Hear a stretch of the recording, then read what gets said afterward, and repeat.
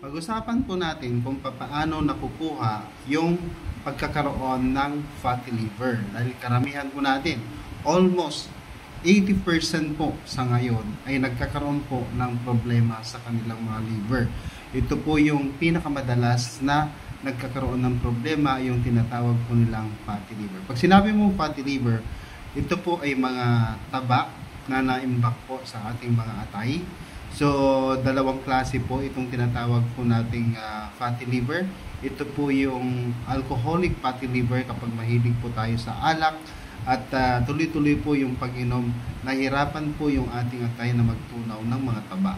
At syempre, doon po sa pangalawa na tinatawag po nating fatty liver, yung non-alcoholic fatty liver. Ito po ay nakukuha po natin doon sa sobrang katabaan.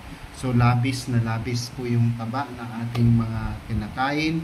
At siyempre, yung mga merong mga mataas na asukal sa dugo, yung diabetes, yung iba naman ay namamana sa pamilya at tumataas ang timbang.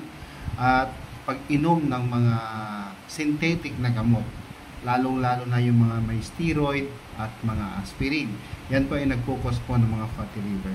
Kapag nagkaroon po kayo nito, ay makakaramdam po kayo ng mga pwedeng magkaroon ng pamamaga sa atay at mangyari na maramdaman ninyo yung tinatawag po nilang pagkahapo, paghihina, biglang pagbaba ng timbang, pananakit ng tiyan at pagkatuliro. At minsan pa ay umahantong ito sa tinatawag po nilang liver cirrhosis o yung paglaki ng tiyan, pangingitim ng mga balat at pangati. So yan po yung nagiging malubhana at syempre kapag nagparamdam na po ang inyong liver, sumasakit na yung kanang bahagi ng inyong mga tagiliran, ay yan na po ay malala na kapag nagparamdam. Kaya naman, dalasan po ninyo ang pag-inom po ng ating mga natural, tulad po ng ating liver cure, yung ating eraser tablet, na yan ang po makakatulong sa inyo para mawala po yung pagkakaroon ng fatty liver at hindi po gumantong ito sa mas malalang kondisyon.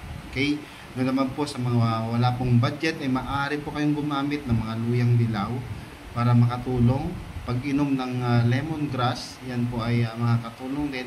At syempre, lahat po ng mga pwede na makatulong para malusaw po yung mga nakadepositong mga taba. Kaya iwas-iwasan po yung mga syrup, mga artificial sugar at marami pang iba para maiwasan po yung pagkakaroon ng tinatawag po nilang fatty liver para hindi po masira ang inyong mga atay. Okay?